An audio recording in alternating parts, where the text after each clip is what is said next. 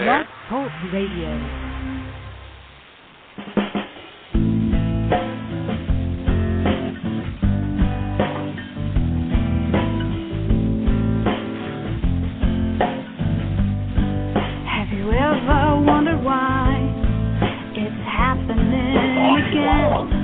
Welcome to MindShifters Radio with your co-host, the Forgiveness Doctor, Dr. Michael Ryce, and his wife, Jeannie. Michael and Jeannie share with you the wisdom of the ancient Aramaic internal process of forgiveness.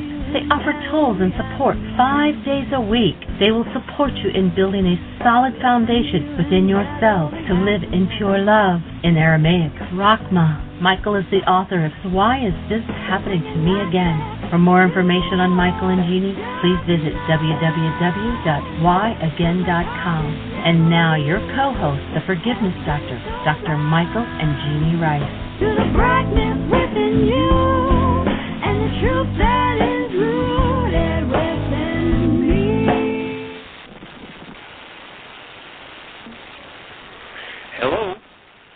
Good afternoon. Are we on? This is Dr. You're on. Hi, Michael.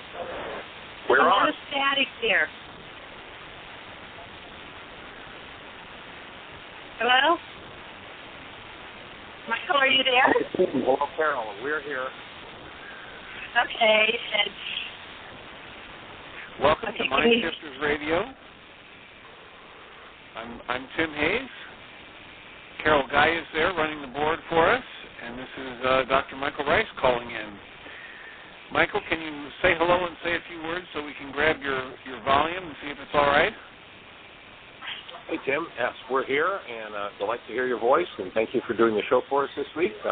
We're actually sitting on a cruise ship in Miami and getting ready to pull out of port in a couple of hours. And so I'll listen. It's a little noise in the background here, so I'm going to keep my phone on mute, and I'll chime in whenever it's appropriate. All right. Does Jeannie have the count for us on which number of our Memorial Day commemorations this is? No. All right. Well, this is yet another day where we want to welcome you to MindShifters Radio and discuss a variety of things, including a process for forgiveness, which is not about pardoning anyone. It's about doing our own inner work to dismantle anything that's less than love that resides within our mind-body system.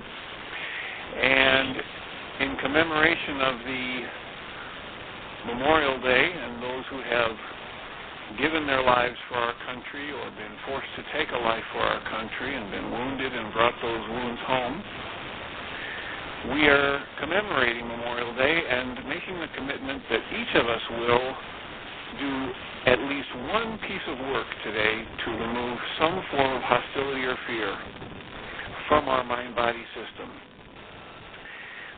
Tim, I don't know what's happening, but your voice is very fuzzy and staticky. Aha. Carol, do you have the same response? Oh, we may have lost Carol. And that might account for my voice being fuzzy and staticky. Well, I'd spoken to her earlier today, and she said that there was a problem with weather up in the Northeast where they have the station, and she actually only was able to do half of her show, so it may be to do with that. Yes, it might. Hi, yeah. Thank you, Michael. I was hoping that we could let everybody know to bear with us through these changes right now, because they're still. I think they're still working on the studio and making sure things are running more smoothly. Now, your voice, Carol, is very clear, but Tim's is crackly and staticky for me on this phone and on hers. Is yours okay? Yeah, yours sounds fine, too. Yours is perfect. So, all right. Tim calling back in. All right, so I'm going to hang up and call in and see if it clears my line, and you guys can carry on for a few minutes. Awesome. Go for it. And in the meantime, we'll just say welcome to the show, everybody. Memorial Day. Our purpose in inviting you to use the tools. If you're not familiar with the forgiveness conversation, forgiveness in Aramaic hasn't got anything to do with letting other people off the hook for what's happening inside of you. It's how you go inside of you and remove what never belonged, the hostility, the fear, the pain, the grief. And if you want to get those tools, you can go to our website. They're there free for anybody to download in several languages. If you look on the right-hand side of www.whyagain.com, that's www.whyagain.com, on the right-hand side you'll see a link that says Download Worksheets. And under that link, the first 4 links will tell you the whole story. It'll give you the worksheet process, the written explanation, and an MP3 of 2 radio shows where we walk people through the process step by step. So you've got a really awesome set of instructions there. Are you back, Tim? I'm back. Is that any sound much better? All right, wonderful. All right, I'm going to become a listener. Turn it over to you, sir. All right, so I did hear you say that you'd given out the website, and we want to strongly encourage people to visit the website, www.whyagain.com. And on the right-hand side, there's a link for download worksheets. Click on that link, go to that page, and the first 4 links give you just ample exposure to the tools so that you can begin to work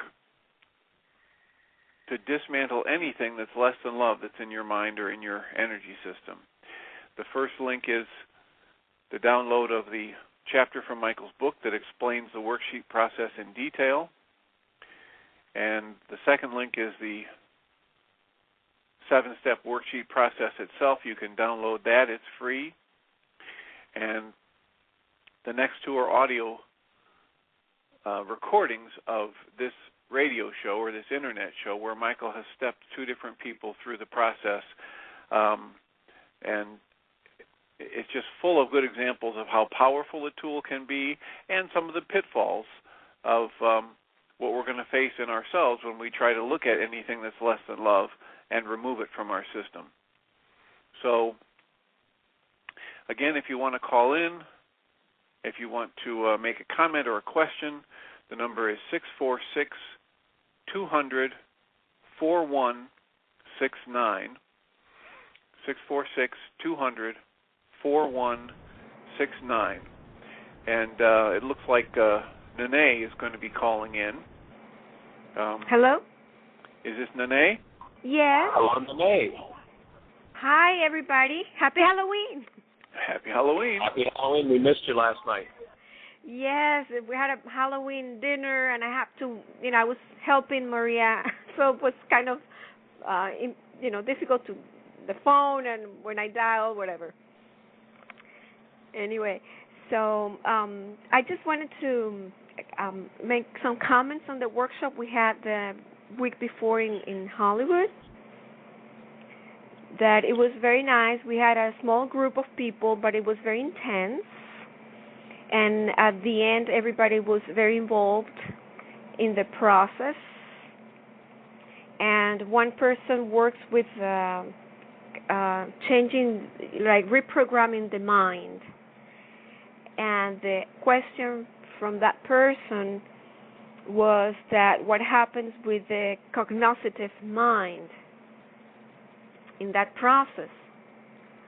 And so what I would make clear that is the mind, the energy, mind energy, it's like a lake, like a water. And if we put contamination into it, pollution, it contaminates. So this process of the true forgiveness is about cleaning that mind energy, making it fresh. And then once you have it fresh, then you can direct your thoughts and create whatever you want. And because we do the opening of the love filters, the Rahman Kuba, that's what the frontal lobe gets activated. And I've seen a movie about how meditation actually activates your intelligence.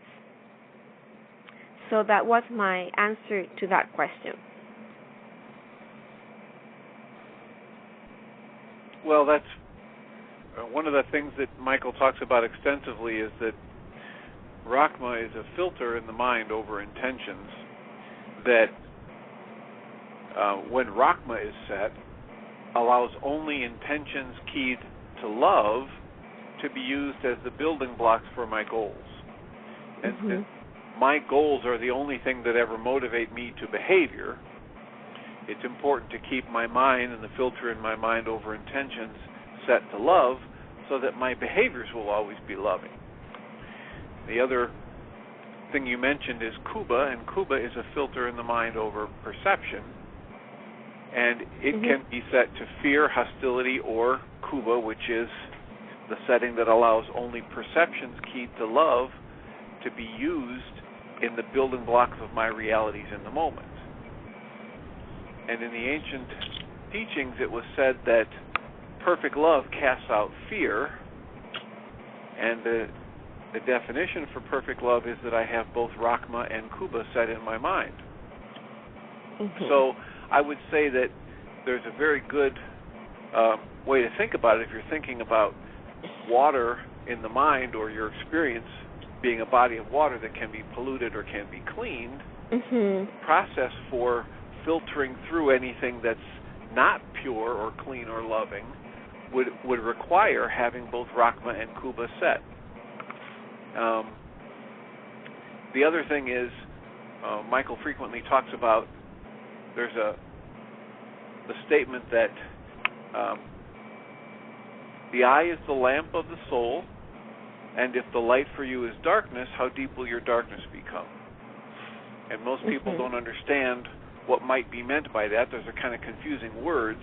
But from the ancient Aramaic, Michael's clarification of that is that the output of your perceptual mind is what's meant to guide you. It's to be your light for this earthly life, so that you don't walk into walls and that you don't misinterpret things. And if the light that you're using to guide you is darkness, well, in the ancient Aramaic, the definition for darkness is any form of hostility or fear. Well, it means you're not going to see things clearly. You're looking through a foggy lens or a completely dirty lens, and then you're going to have corrupt data showing you what you think is the real world outside of you. And really, it's just darkness in your own mind, which will lead you to misinterpret things. It will lead you to blame other people for the pain and suffering you're creating in your own life, and it will lead you to more of the same of what you've already created. So, if you're going to move forward with any kind of intelligence, you would need to be able to see clearly what's in front of you. So, hopefully we'll continue to work with people to help them see if they set Rachma, which is a filter in their mind over intentions, they will only allow themselves to use intentions keyed to love to be the building blocks for their goals, which then motivates their behavior. And if they have Kuba set, then in each moment, out of all the possible pieces of data that they could choose to build their realities, they will choose only loving data and experience the world the way it was meant to be experienced. So, that's the Rachma and Kuba explanation as I remember it from Dr. Ryce's work. And Nene, how many did you have at your group? We had 10 people. Wonderful. 11 with me. Wonderful. And how long did you run the workshop? 2.5 hours. Great. Yeah. Great. Yeah, we had maybe a short intermission, maybe a 15-minute intermission. Now, were you doing this in English or Spanish? In English, yeah, in English. They asked me to do it in English. Well, I just have to thank you so much for doing this work and doing it both in English and Spanish and helping get the word out there about one of the most powerful tools I've ever encountered in my life as a therapist and a person on this planet. And congratulations on yet another good workshop. Thank you. Do you have another one planned in the near future? Yes, I'm planning another one very soon, mid-November. One of the people who came wants me to go to Palm Beach in his house. He wants to gather a group of people and have me there lecturing for them. So we are trying to find a date that is convenient for him and his friends. Wonderful. Yeah, Dayu shared with me that your workshop in Nene was absolutely awesome. That it was very powerful. So congratulations. Thank you. Did you get to do an audio recording or anything of it? No, we couldn't. No. Next one you can get to record it. That would be fun. Yes, we need to.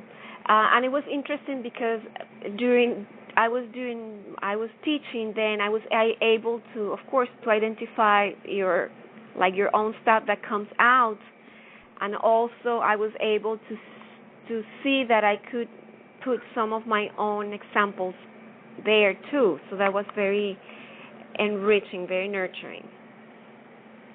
And also, I noticed in the opening of the workshop, when we asked what were you feeling when you did something that then later you regretted, also a couple of people that were saying no, because in that moment that was the best thing to do. I was right in that moment. So when the time came to talk about the 9-bit mind and the evidential mind, I was able also to explain. I put a lot of time there saying that we have to cancel our need to be right, because that's, we're very limited. And then I said each time we do that, we are in the corrupted data. The mind is taking data that is corrupted. So that impressed me a lot, because two people were very, very strong, saying, no, in that moment that was the best thing to do. I was right to do it, like that. Well, yeah, awesome work, Nene. We really appreciate it. And Carol, have we got any other callers in?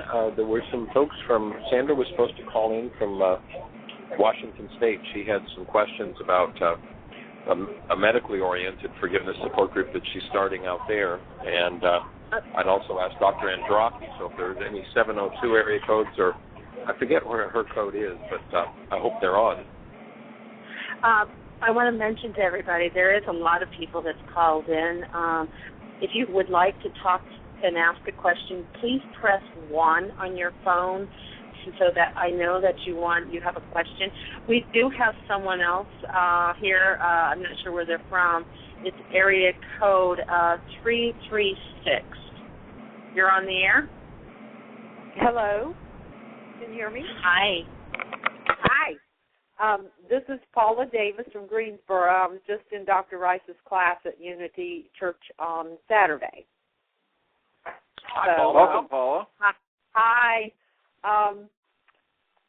So I guess I don't even know what I want to ask other than I woke up, I had a bad dream at 5:30 this morning, one of those that were so real that I thought it was real, and it was me getting a phone call telling me that my 22-year-old son had died because he's traveling. He's 22. He's on a big adventure in Europe, and he's been just hiking every mountain or just wherever he can take beautiful pictures of nature, because that's what he wanted to see. And 2 days ago, he sent me an in-depth email and told his girlfriend the same thing that he told me in the email about how he was so determined to go see the top of this mountain in Poland to see the scenery. And these mountain climbers and people had told him he couldn't do it because he has no equipment. He's just got a backpack on, and he's just a typical kid who just graduated from college on an adventure.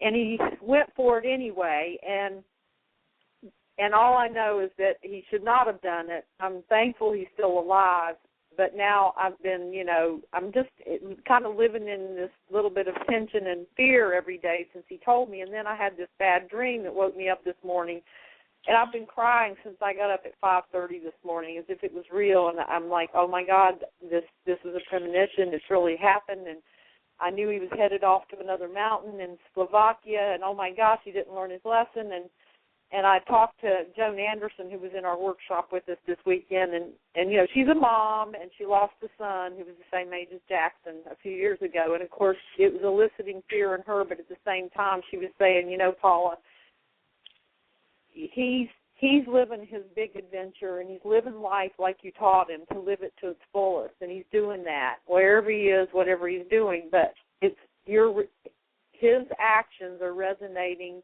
your stuff. And I said, yeah, I know, and I don't know what to do with this. Like, I just don't want to obsess over the fear for him being gone now, and he's still got another month to go. Okay, so what seminar or workshop did you attend with Dr. Ryce? I did everything from Sunday through Friday, and then his all-day MindShifters, and then the breathing, still point breathing. Okay, excellent. So you know about the worksheet as a tool, the reality management worksheet? Yes. And have you done any of those with any success yet? I've had one, and we've got a support group that's starting this Thursday night with everybody that was in. There were 25 of us, so we all have agreed to come together again every Thursday night and be together as a support group. So, yeah, so I know that's coming. That's Thursday. So you're saying I could pull out one of the sheets and. Well, that one wonderful thing to do is to get a worksheet and begin to work through any negative reality you have in your mind related to either the dream you just had or your fears for your son or your fears for yourself about going on, if he's not here. That's a very powerful tool. But what I was asking is, have you had any success doing the worksheets on smaller issues yet? Well, during the workshop at night, when we started with something simple, I know I had, it was very revealing, to have done that. Okay. Well, generally when Michael teaches the workshop, we ask people to begin with a smaller intensity issue because you want to build up the skills of using this tool and demonstrate to yourself that it can be effective for removing hostility or fear from your mind. Okay. What you're talking about here is a very intense set of emotions, a very strong fear about losing your son. Yeah. And you're also talking about talking to somebody else who actually lost a son. Right. Not too many years ago. So the intensity of your emotions is going to be sky high by the time you take your first breath when you're trying to do this worksheet. Yeah. Now, that doesn't mean you can't do the worksheet process on this, but you might want to start with getting some under your belt that are a little bit on a much lower intensity level, and that way your emotions won't be triggered to be so intense, and you'll be able to keep your logic in the picture while you work through the worksheet process. If our emotional intensity gets too high, it tends to shut off our logic. We tend to go unconscious. It's what the mortal mind, the carbon-based memory, thinks is a protective mechanism. Mm-hmm. It's not really very protective, but that's something we need to overcome. Right. So that's one thing. Another thing is, did you learn in the still point breathing session, did you learn the MindShifter tool? Yes, we did. It was. I just love that sheet. I mean, that's just going to be gold. I'm going to carry that around with me and do everything on that sheet. I mean, there's so much richness in what was on that MindShifter. Well, there's another thing that comes to me is that you might want to pick two numbers, take a deep breath and ask for your highest guidance to guide your selection of numbers, and then pick a number from 1 to 3. Right. And then pick a number from 1 to 13, and then pull up that MindShifter and spend an hour journaling or writing in response to that MindShifter, whichever number you end up picking. And Yes, that would be something I could do now, even though I'm a little, I'm doing okay now. I'm composed, but I am like there's this huge upset in the background. But I could do that without it, just to see where the journaling led me. Yes, and it'll probably tap into some of the things that are driving your sense of fear and frustration about your son's choices and about his choice to go do this exploration, even though you said he shouldn't. So there's all kinds of different issues and triggers that might reveal themselves, in which case you'd have something to process more with the individual worksheets.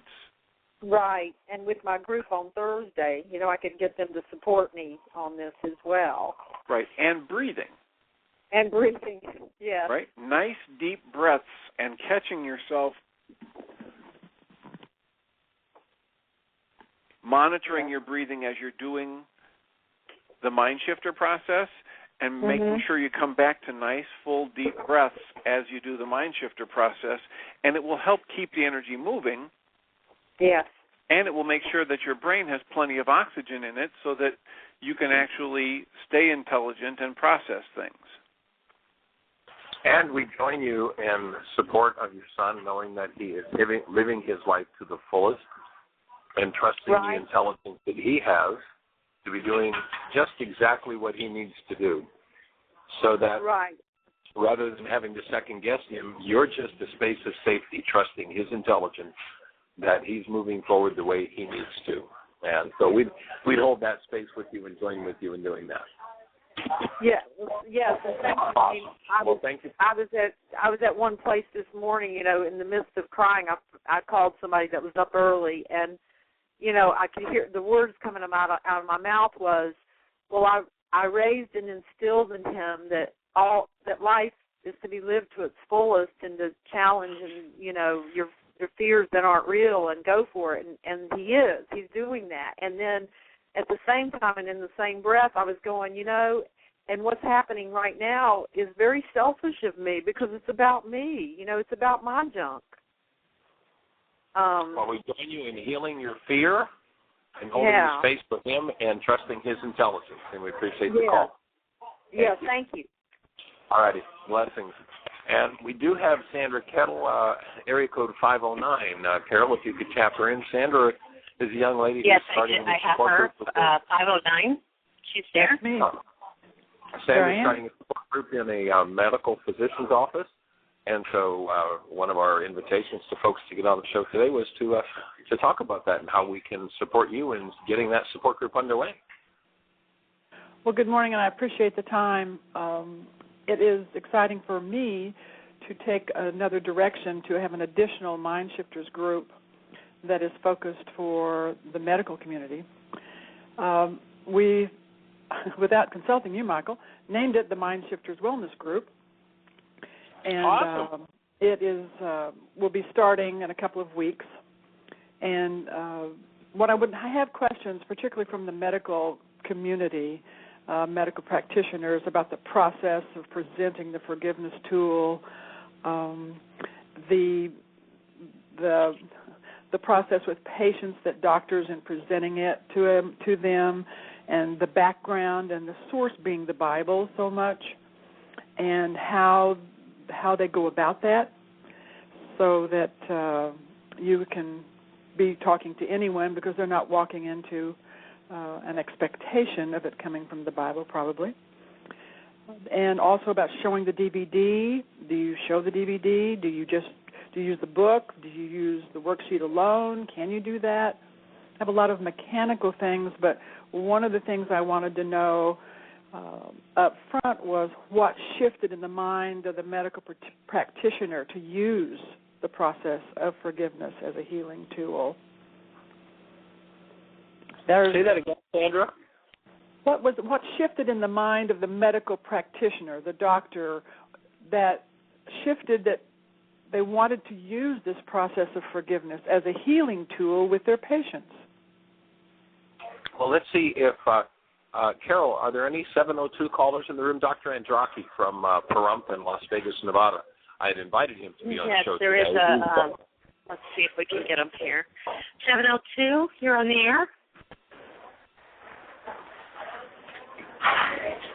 702, you want to share where you're calling from and what your name is? That might be Dr. Andraki. I know he's in his practice right now, and so he may be away from his phone for a moment, but we'll hello? Hello? 702? 702, you're on the air.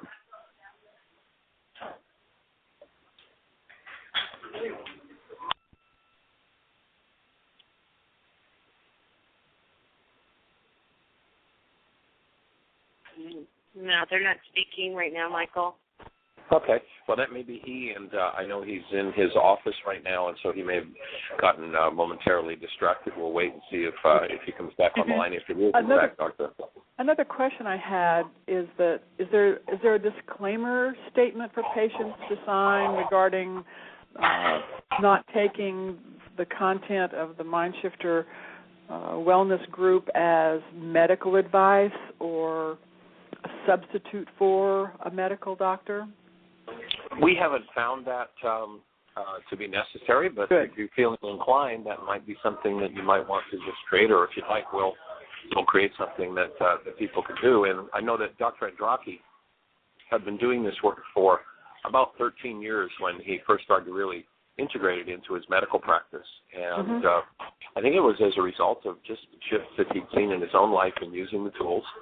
And the escalating crisis, as I understand it, in medicine, where more and more people are running into more and more challenges, and there's not much resolution besides knocking their brains out with drugs. Yes. If people don't have the tools for using them in their lives. And my understanding at this point is that Dr. Andraki pretty much introduces just about every patient that he speaks to through the forgiveness process and gives them the phone number for the radio show and has them call in. Because he's been finding that it's just a huge adjunct that empowers people to be able to do their own work, as opposed to, doctor fixed me. People start to take responsibility for themselves once they start to understand these tools. Do you know how he measures success and then how the patient measures success? Well, of course, we haven't set up any double-blind studies yet, although we are working on setting up a study in Pahrump, Nevada, through the drug court, and that's something that we're just actually kind of working on putting together funding to do, to set up some studies. But at this point, it's a subjective process that Dr. Andraki is using with his patients in terms of assessing their ease at taking care of their lives pre and post forgiveness. And let's ask Ian if Dr. Andraki is with us. I know there's a 702 line open on the phone, but nobody's been speaking. It is does Dr. Andraki do it in a group, or does he do it one-on-one?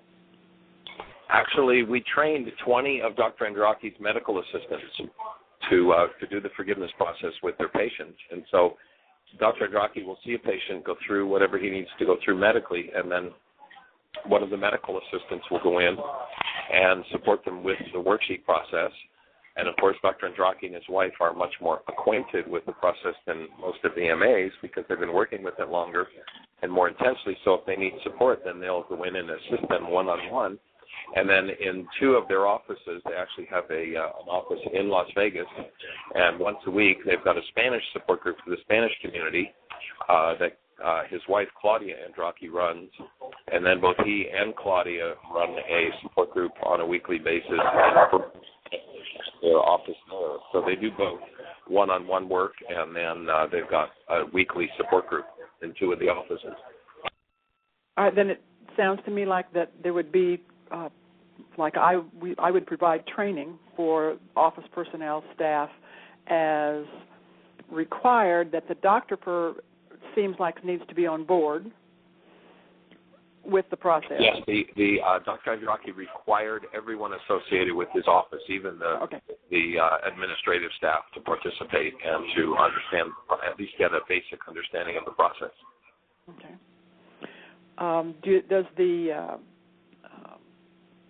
do you require that people see the DVD, or can you just do the worksheet and teach it through the worksheet? I think if I were you, I would follow my intuition on that in terms of which direction you need to go. Dr. Andraki required that everyone on his medical staff and administrative staff attend a worksheet session, and why is this happening to me again, or do a one-on-one session with myself and or Jeannie. So that was the requirement in his office. Okay, but not necessarily watching the DVD, but watching you or going through a workshop, or do they not have to watch the DVD? Say that again, Sandra, please. Well, I'm wondering about showing the DVD if that is required. That's just my question.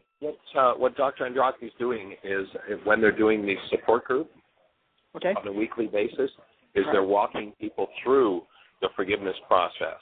And then using the DVDs, I think they're showing 1 hour at a time of one of the DVDs each week. Okay. All right. So it's not necessarily the introduction to it, to the forgiveness process. In other words, if you sit down with strangers who have never been to a workshop, who have never seen your DVD, and to begin cold with them, what would you do first? All of the above. All right. But in whatever intuitive path, you've not found that it makes a difference. Yeah, I would definitely listen to my intuition. And, of course, the person who's sitting before you, because they've come through a medical office, is no different than the person that shows up in your support group, on your regular weekly support group. And we probably should have started off by introducing you, Sandra, that Sandra and her husband, William, did teachers training a couple of years ago and have done Why Is This Happening to Me Again workshops and support groups in Arkansas and out in Coeur d'Alene, Idaho, and now in Washington State, and moving to the medical community. So this is Sandra Kettle, who has been doing that and is getting ready to start a support group in a medically oriented facility. And, my background, Michael, is in adult education with human resource development. I have a doctorate in that, and that's my passion of the forgiveness process in connection with wanting to empower and facilitate learning, of how to be all that you are created to be, is such a passion for us. And for this to open up for this window of opportunity, I've been approached by a physician, and they will refer their patients to me. But I'm trying to get the whole package of seeing what needs to happen to support that patient in that doctor's office. Well, Sandra, it's pretty much going to be exactly what you're doing to support them when they come to one of your support groups. Good. The people who've been coming to your support group the last couple of years there have also got all kinds of medical challenges, and they may see the physician separately, but they're still addressing the same issues, whichever route they enter your space. And so my focus would be, on teaching them the Aramaic concepts of how the world works, and then, of course, in particular, the reality management worksheet process. And how do you collapse the realities that are reflections of internally held pain and therefore internally caused disease processes, and remove those? And so, in either event, they're basically going to be, in exactly the same mode. I feel a responsibility to the physician as a kind of representing of them, since they've referred the person, of making sure that I'm within my own integrity of supporting that physician in his practice or her practice, and their desire to heal and help people as well. So that's why I'm asking the questions about making that relationship a win-win for both, for the physician and for me and for the patient. Right. Well, Dr. Andraki had done my work first up in New York about 13 years ago, and he heard me speak at a conference and then came and did a weekend intensive. And then he's been, I believe, to Heartland on 2 different occasions, and then invited us to come out, and we did actually about 2 months of workshops between the private sessions and such.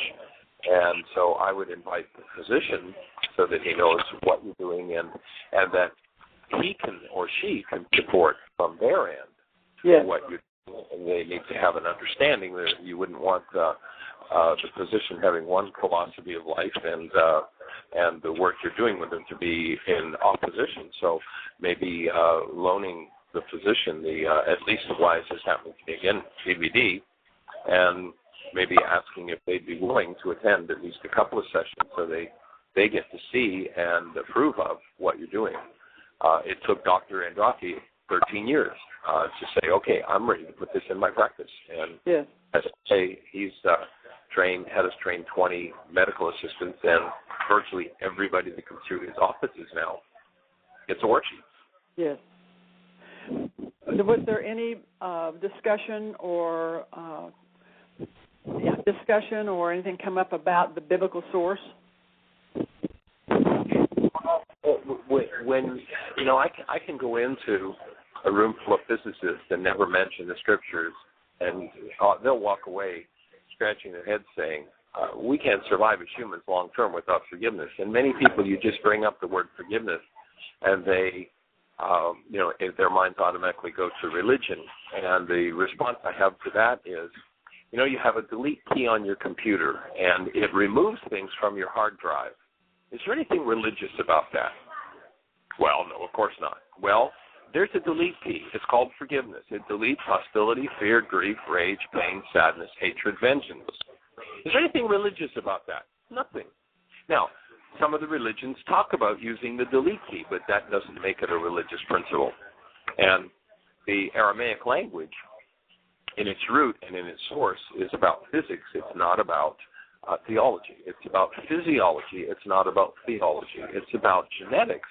When they said the sins of the father will be passed to 3 and 4 generations, they understood how genetics is working and what the geneticists are now finally starting to understand. There's an awesome video out there. There's a link on our website for a video called The Ghost in Your Genes. And what we've been teaching for 40 years and the ancient scriptures were teaching 2,000 years ago, the geneticists are now just starting to uncover and understand. And they talk about it in that video, The Ghost in Your Genes. That doesn't make any of it religious, but certainly it's something that humans can't survive long-term without, and so religions have used that. But, they use cups and saucers, and cups and saucers aren't religious either. Correct. I just wanted to hear you say all that. Thanks, Michael. Yeah, so that's kind of the approach I take. This is just how it works. It isn't about the theology. Dr. Tim, do you have any thoughts about that? Yes, Carol. Michael, I think he's on the line now. Cool. 702. Is that Dr. Andraki? It is. Oh, awesome. Well, you have a young lady here, Sandra Kettle, who's been running support groups and done teachers training at Heartland, and she has some questions for you, Stephen. Okay. Good morning. I have a doctorate in adult education and human resource development, and so my training mind has been used, but my spiritual side as well. And I've been conducting MindShifters groups for about 6 years. And my question now, I'm shifting to the medical community. I've made a connection with a physician here, and we'll be starting a group called MindShifters Wellness. And I'm asking questions about the shift in a medical practitioner's mind like yours that moved you to offer the forgiveness process, and how you went about creating that in your staff and in your office, and just your philosophy of the effectiveness, I guess, of healing through forgiveness. Well, I'm going to put a very long answer into a short answer, and the fact is that I've explored many different ways for trying to help patients, including years of hypnosis training, including continuing education, including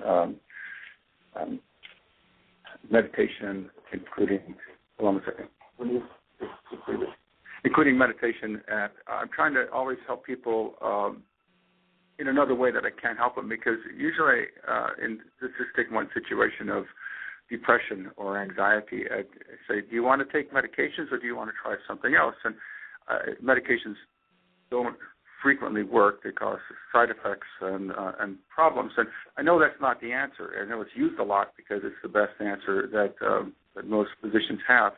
But they don't work well. So it comes to pass that it takes some more work for patients to figure out what's going on. And hypnosis takes a lot of time and having to go in and to look at these issues. And it just all came together when that's what the program of forgiveness is actually attempting to do, is to go in and to look at those issues and to change those issues, to change the goal and to shift love in it so you don't have to continue to experience this. And so it made perfect sense for me, and this is a program that people can do on their own, that they can read the book, that they can do the worksheets, they can come to classes if they want to, and it just makes so much perfect sense. And not only does it make sense in the case of depression, but it makes sense in just about all other cases. I deal with, I've had two young women who've had their infants die, who are in a grieving process. I deal with addictions. I deal with the people with cancer, people who are dying.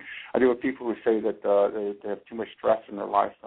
And everything comes down to one program. I don't have to say, go do this, or go to meditate, or go do yoga on this one, or you may have to go to India for a couple of years to work through these issues. Everything comes down into the same point of doing what I call a program of reading, of working, because it really identifies that you are the creator of the issues and you're the only person who can make things better. So how does this work for me? Well, I bring up the patients who that may be receptive to this. I have other physicians who, when they can't offer anything to the patients, that they actually refer to the group. So they feel comfortable with saying that you need to go do some extra work. And sometimes they don't have insurance, and sometimes they simply can't afford for therapies. Now, I'm not saying that this is the only program. For drug addicts, they may have to go to Narcotics Anonymous, or alcoholics may have to go to Narcotics Anonymous. Some people may need to go to group counseling or therapies or individual. But this is one option for people who want to pursue something on their own schedule without having to pay money for it. So that works so well in so many instances. And then in terms of religion, I don't frequently bring the religious aspect into it. I think that this is basically a process that you go through. You say the origins of it, and we talk about that. But I'm not particularly good for quoting Bible scriptures, and Michael does it very well. But we don't have to incorporate the religious aspect into it. We say that, as Michael has taught us, that there was a person 2,000 years ago who understood this, and this is where the basis comes from. So we've been able to adapt this to something that's across the board, universally accepted in most cases, unless somebody is an atheist and wants to proclaim that. Remember, the number one modality for people, for healing, the number one modality in the world is prayer. And so most people are going to pray. Most people are going to believe in a divine source, or the source, or the thing itself. So I think that with that focus, that incorporates most people into something that they believe that there's a power that they can use to help them get better. I'm going to end it at that right now unless you have another question. Just, do you measure success, and how does your patient measure success using the forgiveness process? Just casually, not through research, but do they give you feedback, volunteer? Of course. Mm-hmm. Of course. And here's the thing, that what is success and how do we gain success? Because we have people who come in who may come to a couple of our workshops and they don't show back up. I mean, is that a success? Probably they may have learned something. I don't think that they were totally discouraged by it. So I think that that's success. But some people who stick with it say it's incredible. I have one lady who gets the award for perseverance, but she still struggles with the problem. So is she learning something? She says she's come a long way, but she still hasn't broken through to the other side. So for us to identify what success is very difficult because we can't measure that easily. But for the people who participate, I think that everybody gets something from it in different amounts, and I think that everybody who I've done has some degree of success with it, even though they don't want to deal with it. They can always come back to it. They can always look at this in the future. We never know how 5 years from now that something like this comes back to them as in a successful way that they may not see success right now. As Michael says, you can never go back at some level. Once you begin the forgiveness work and you understand at all, it's impossible to go back. So, yes, there's always success. Thank you so much for your time. Well, you're welcome. I think that it's great. I think that in the future that more people should be involved in this, more practitioners, because we simply cannot help everybody. That's impossible. And with the economy, with the options, it's people like you, it's people like Tim, it's people like everybody who's participating and having their groups to help these people. And that's the amazing thing, that people want to help other people to feel better. And I look people in the eye and say, you no longer have to feel like this. You can choose to if you want. And sometimes, and I know that it's been my responsibility to teach them something different instead of saying that you don't have to feel like this, but I don't know what to tell you. But you no longer feel like this, so here, go to the website and come to our classes. And I think that's where all the work takes place. Again, thank you very much. People coming back, I've seen it take 10 years before somebody came back and said, what's that what did you say? And, they finally have the situation that brings the brain cells forward. They're ready to hear it. And so you never know when the seed is planted that it's going to bloom and produce fruit in somebody's life. It's always awesome to watch that. Well, I just wanted it to be documented on this call because William and I first heard you in 1990, and it wasn't until you came back into our lives in 2006 that the work really began. We just kind of piddled along and like a toothpick tearing up an asphalt parking lot, for all those years. Didn't forget it, but it wasn't nearly as effective until we began the group in 2006. So thank you very much for answering my question. Glad to be on the team. And, Dr. Tim Hayes is a psychologist. He's been in the psychology world as a helping professional for the last 35 years or so. Dr. Tim, do you have anything to share on this topic? You're hosting the show today. I haven't gotten to do much talking, but well, we have great questions and guests like this. It makes the hosting job easier. What I would offer is just echoing what Dr. Andraki said. I now offer the forgiveness tool and a couple self-administered little acupressure techniques that people can do on their own to every patient I see. For two reasons. One is because it's empowering them to actually make a difference in their own lives, and they don't need to rely on the psychologist or any other guru.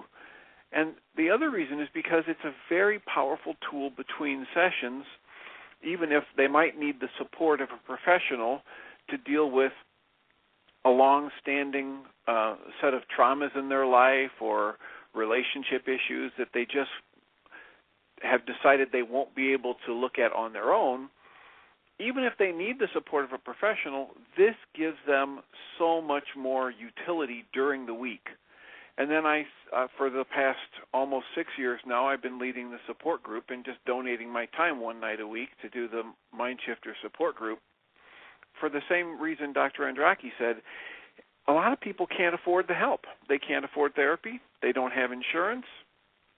If they do, sometimes even when the economy turns down, they can't afford their copayment. And so I've been advertising this group as a great place for people to come and get access to me as a therapist and psychologist and these powerful tools at next to no fee, or depending upon who's been hosting it, they'll ask for a $5 love offering, but we don't turn people away because they can't afford it. And in terms of measuring success, we don't measure it.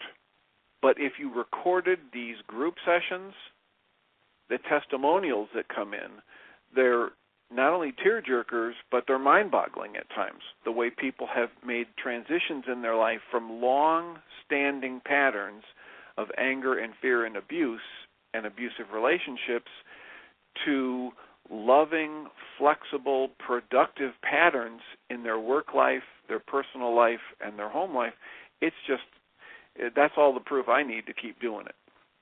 Exactly. That would be my offering.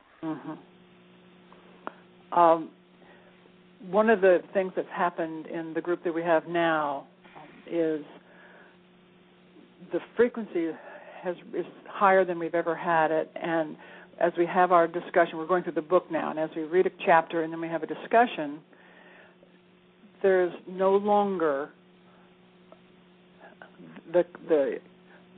I guess it's a habit of going to their story. No one talks about their story anymore. It's an amazing miracle to open up discussion and have people talking from a spiritual, from a connectedness from the forgiveness perspective. It is truly a miracle. We actually got a call this morning on our way to Miami, and from a physician that was at the breath workshop at this MindShifters and Still Point Breathing on Saturday.